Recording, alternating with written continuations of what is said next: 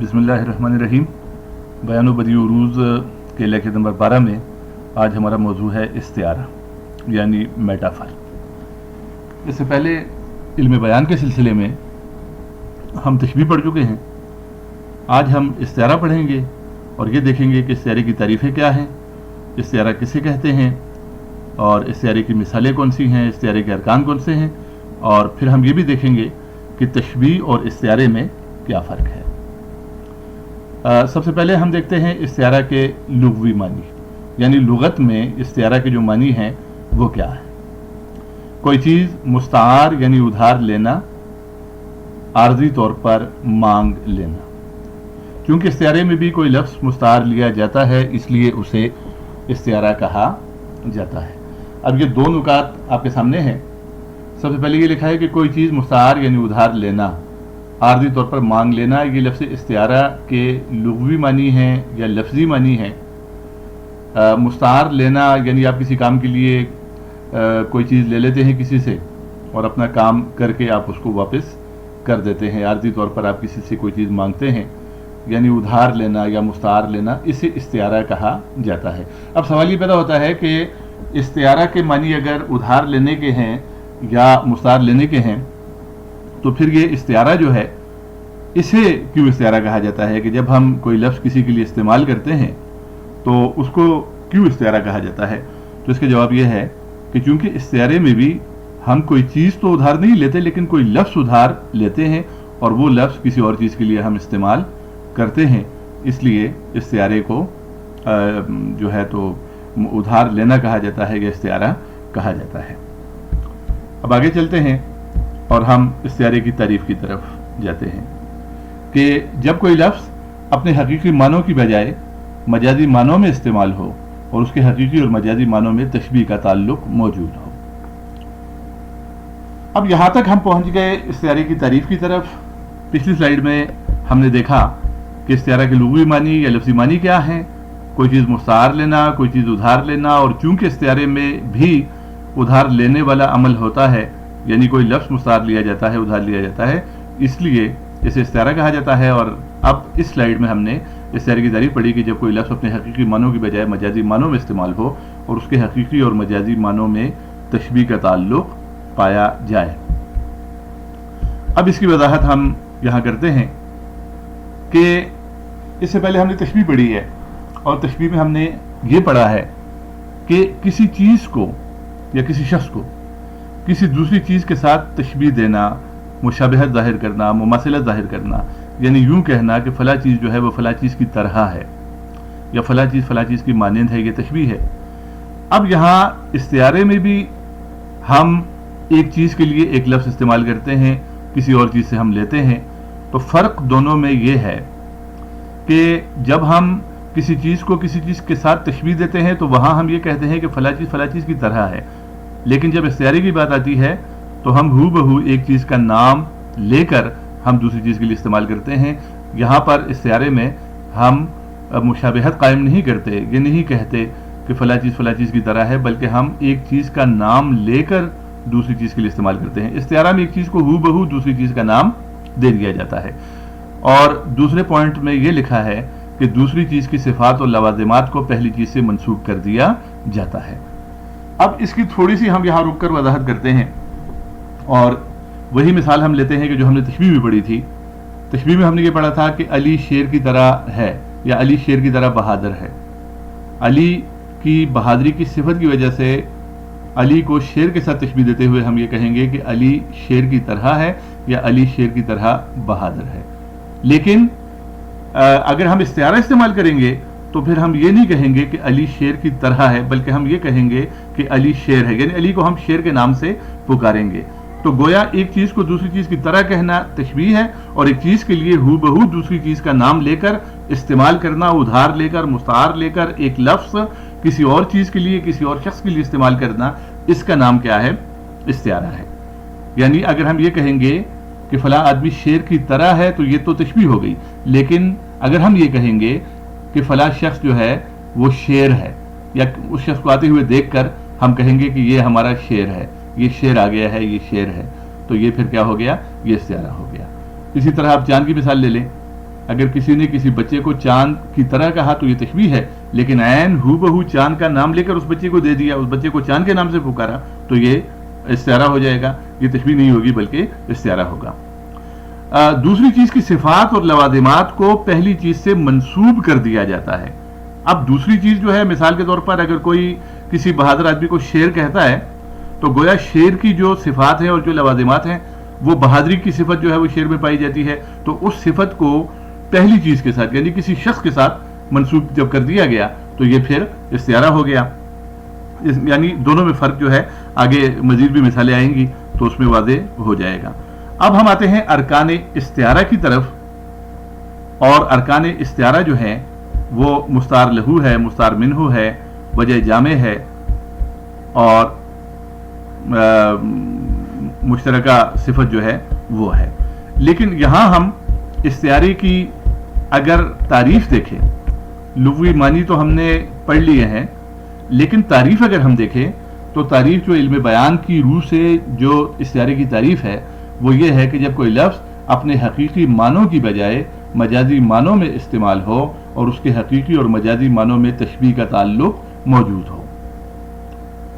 Proper جو تعریف ہے استعارے کی وہ یہ ہے کہ اب اس تعریف پہ آپ غور کریں، اس کے جو اس میں جو نکات بیان کیے گئے ہیں ان کو آپ دیکھیں کہ جب کوئی لفظ اپنے حقیقی معنوں کی بجائے مجازی معنوں میں استعمال ہو۔ اب یہاں پر ہم رک جاتے ہیں اور ہم یہ دیکھتے ہیں کہ حقیقی معنوں سے کیا مراد ہے اور مجازی معنوں سے کیا مراد ہے۔ آگے بڑھنے سے پہلے ہم حقیقی معنوں اور مجازی معنوں کی تھوڑی سی وضاحت کر دیتے ہیں تاکہ آگے جب ہم چلیں گے تو استعارے کی تعریف میں بھی ہم نے یہ پڑھ لیا کہ حقیقی معنوں کی بجائے مجازی معنوں میں لفظ استعمال ہوتا ہے۔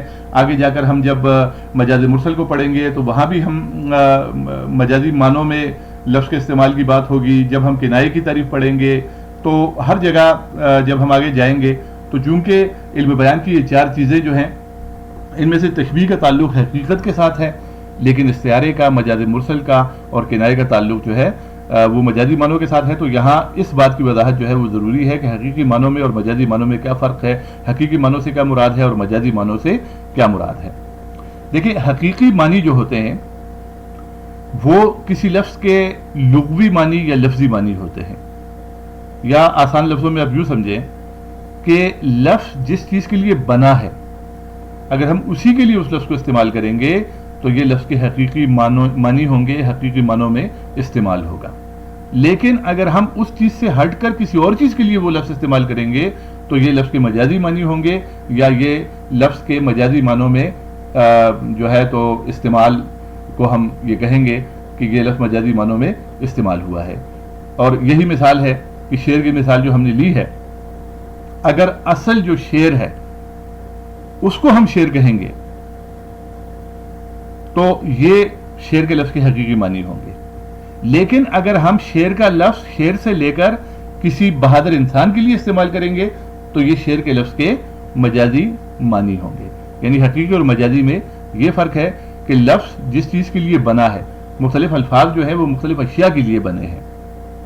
اب چاند کا لفظ چاند کے لیے بنا ہے، لیکن اگر کوئی کسی کو اس کی خوبصورتی کی وجہ سے چاند کہتا ہے تو یہ چاند کے لفظ کا حقیقی معنوں میں استعمال نہیں ہے بلکہ مجازی معنوں میں استعمال ہے۔ اور اصل چاند، چمکنے والے چاند کو اگر چاند کہیں گے تو یہ چاند کے لفظ کے حقیقی معنی ہے۔ تو حقیقی معنی اور مجازی معنی میں یہ فرق ہے۔ اب استعارے کی تعریف میں ہم نے یہ پڑھا کہ جب کوئی لفظ اپنے حقیقی معنوں کی بجائے مجازی معنوں میں استعمال ہو، یعنی استعارے میں لفظ حقیقی معنوں میں استعمال نہیں ہوگا بلکہ مجازی معنوں میں استعمال ہوگا، اور اس کے حقیقی اور مجازی معنوں میں آگے آپ دیکھیں کہ اس کے حقیقی اور مجازی معنوں میں تشبیہ کا تعلق موجود ہو۔ اب یہاں حقیقی اور مجازی معنوں میں تشبیہ کا تعلق والی جو بات ہے اس کی بھی ہم اسی مثال سے وضاحت کرتے ہیں کہ ایک آدمی ہے، اس کو ہم نے شیر کہا، گویا شیر کا لفظ ہم نے شیر سے ادھار لیا، مستعار لیا، عاریتن لیا اور ہم نے اس شخص کے لیے استعمال کر لیا اس کی بہادری کی صفت کی وجہ سے، اور شیر کی بہادری کی صفت کو ہم نے اس شخص سے منسوب کر دیا۔ تو یہاں تو بات کلیئر ہو گئی۔ آگے جو لکھا ہے کہ حقیقی اور مجازی معنوں میں تشبیہ کا تعلق موجود ہو۔ اب یہاں پر ذرا تھوڑا سا آپ اسی لفظ شیر پر غور کریں۔ لفظ شیر کے حقیقی معنی ہے جنگل کا شیر، درندہ، جانور جو ہے، اور اگر کسی انسان کو ہم شیر کہتے ہیں اس کی بہادری کی وجہ سے، تو گویا یہ لفظ کا جو ہے حقیقی معنوں میں استعمال نہیں ہے بلکہ مجازی معنوں میں استعمال ہے۔ لیکن اگر حقیقی معنی اور مجازی معنی کو دیکھا جائے اور تو ہمیں یہ بات جو ہے تو ہمارے ذہن میں آ جاتی ہے فوری طور پر کہ شیر کا لفظ، فرض کرو اسلم شیر ہے، اسلم کو ہم شیر کہتے ہیں، اسلم کوئی شخص ہے اور اس کو ہم اس کی بہادری کی وجہ سے شیر کہتے ہیں۔ اب شیر کے لفظ کے جو حقیقی معنی ہیں وہ تو اصل شیر ہے، وہ اس کے حقیقی معنی ہیں، لیکن اسلم نامی شخص کو اگر ہم شیر کہتے ہیں تو یہ شیر کا لفظ جو ہے ہم نے مجازی معنوں میں استعمال کر لیا۔ لیکن یہاں آپ دیکھیں کہ حقیقی معنی اور مجازی معنی میں تشبیہ کا تعلق موجود ہے، یعنی اسلم نامی شخص جو ہے اس میں اور شیر میں ایک قدر مشترک یہ ہے کہ دونوں میں بہادری کی صفت پائی جاتی ہے، تو دونوں میں تشبیہ کا تعلق موجود ہے۔ یعنی استعارے کو ہم تشبیہ نہیں کہہ سکتے، لیکن استعارے میں تشبیہ کا تعلق موجود ہوتا ہے۔ کسی خوبصورت انسان کے لیے اگر چاند کا استعارہ استعمال کیا جاتا ہے تو اس خوبصورت انسان میں اور چاند میں جو خوبصورتی کی صفت ہے تو وہ مشترکہ طور پر پائی جاتی ہے، اور یہ ان میں قدر مشترک ہے، اور اس قدر مشترک کی وجہ سے ہم اس کو چاند کہتے ہیں۔ کسی بہادر آدمی کو جب ہم شیر کہتے ہیں تو بہادری کی جو صفت ہے وہ دونوں میں پائی جاتی ہے، اس شخص میں بھی پائی جاتی ہے اور شیر میں بھی پائی جاتی ہے۔ گویا اس شخص میں اور شیر میں تشبیہ کا تعلق موجود ہے۔ اس شخص کے لیے شیر کا لفظ استعمال کرنا یہ مجازی معنی ہے، اور شیر کے لیے شیر کا لفظ استعمال کرنا یہ حقیقی معنی ہے، اور مجازی معنی یعنی اس شخص اور حقیقی معنی یعنی شیر، ان دونوں میں تشبیہ کا تعلق موجود ہے کہ وہ شخص جو ہے وہ بہادری میں شیر کی طرح ہے یا شیر سے مشابہت رکھتا ہے۔ تو یہ تو ہو گئی استعارے کی تعریف۔ استعارے کی تعریف کے بعد ایک اور وضاحت آ گئی ہے، اور اس وضاحت کے دو نکات ہیں۔ پہلا نکتہ یہ ہے کہ استعارے میں ایک چیز کو ہو بہو دوسری چیز کا نام دے دیا جاتا ہے، اور یہی بات جو ہوتی ہے یہ استعارے کو تشبیہ سے منفرد کرتی ہے، مختلف بناتی ہے۔ استعارے میں ایک چیز کو ہو بہو دوسری چیز کا نام دے دیا جاتا ہے۔ تشبیہ میں ہم کہتے ہیں کہ فلاں شخص شیر کی طرح ہے، استعارے میں ہم یہ نہیں کہتے کہ فلاں شخص شیر کی طرح ہے، بلکہ استعارے میں ہم اس شخص کو شیر کا ہو بہو نام دے دیتے ہیں، اس کو ہم شیر کی طرح نہیں کہتے بلکہ ہو بہو شیر کہتے ہیں۔ تو جب ہم شیر کی طرح کہیں گے تو یہ تشبیہ ہوگی، اور جب ہو بہو شیر کہیں گے تو یہ استعارہ ہوگا۔ اسی طرح تشبیہ میں ہم کسی شخص کو چاند کی طرح کہتے ہیں، لیکن استعارے میں ہم چاند کی طرح نہیں کہتے بلکہ ہو بہو چاند کا نام لے کر اس شخص کو دے دیتے ہیں اور اس کو ہو بہو چاند کہتے ہیں۔ دوسرا نکتہ جو ہے، دوسری چیز کی صفات اور لوازمات کو پہلی چیز سے منسوب کر دیا جاتا ہے۔ دوسری چیز کی صفات اور لوازمات یہ ہے کہ شیر کی جو صفت ہے وہ بہادری ہے، چاند کی صفت خوبصورتی ہے، اور بھی ہم جتنے بھی استعارے استعمال کرتے ہیں تو ان میں ہم یہی کرتے ہیں کہ ہم جس چیز کے لیے جو استعارہ استعمال کرتے ہیں، جس چیز سے ہم نام لے کر اس شخص کو دیتے ہیں، تو گویا ہم دوسری چیز جو ہے جس سے ہم نام لے رہے ہیں اس کے لوازمات کو اور اس کی صفات کو لے کر ہم اس شخص کے لیے پہلے چیز کے لیے یا پہلے شخص کے لیے ہم استعمال کرتے ہیں کہ جس کو ہم وہ نام دے رہے ہیں یا جس کے لیے ہم استعارہ استعمال کر رہے ہیں۔ اس کے بعد ارکان استعارہ ہیں۔ ارکان استعارہ میں مستعار لہو ہے، مستعار منہو ہے اور وجہ جامع ہے۔ جس طرح تشبیہ کے 5 ارکان تھے، یہاں استعارے کے 3 ارکان ہیں۔ تو ان میں سے پہلا رکن ہم لیتے ہیں مستعار لہو، اور دوسرا جو ہے وہ ہے مستعار منہو۔ اب ان دونوں پہ آپ غور کریں، مستعار کا مطلب ہے ادھار لیا گیا، مستعار مانگا گیا، اور لہو کا مطلب ہے اس کے لیے۔ اور دوسرا جو رکن ہے وہ ہے مستعار منہو۔ مستعار منہو کے لفظی معنی ہے مستعار ادھار مانگا گیا، ادھار لیا گیا، اور منہو اس سے، یعنی لہو کا مطلب ہے فور اور منہو کا مطلب ہے سے، یعنی فرام۔ اب مستعار لہو جو ہے یہ وہ شخص یا چیز ہے جس کے لیے ہم نے لفظ مستعار لیا، اور مستعار منہو وہ شخص یا چیز ہے جس سے ہم نے لفظ مستعار لیا۔ مثلا اگر کسی بہادر آدمی کو ہم نے شیر کہا تو ہم نے لفظ لیا کس سے؟ شیر سے۔ تو شیر سے ہم نے لفظ لیا اور اس شخص کے لیے ہم نے استعمال کر لیا، تو گویا وہ شخص کہ جس کے لیے ہم شیر کا لفظ استعمال کر رہے ہیں وہ مستعار لہو ہے، اور شیر جس سے ہم لفظ مستعار لے رہے ہیں वो मुस्तार मिन्हु है। दूसरे लफ्ज़ों में आप यूँ समझे कि मुस्तार तशबीह में जो शख्स जो चीज़ मुशब्बा है वो मुस्तार लहू में वो इस्तिआरे में मुस्तार लहू है, और तशबीह में जो चीज़ या जो शख्स मुशब्बा बिही है वो इस्तिआरे में मुस्तार मिन्हु है। मुशब्बे बिही यानी हम असलम शेर की तरह है जब कहते हैं तो असलम मुशब्बा है और शेर मुशब्बे बिही है, लेकिन असलम को जब हम शेर कहते हैं तो यहाँ असलम मुस्तार लहू है और शेर मुस्तार मिन्हु है।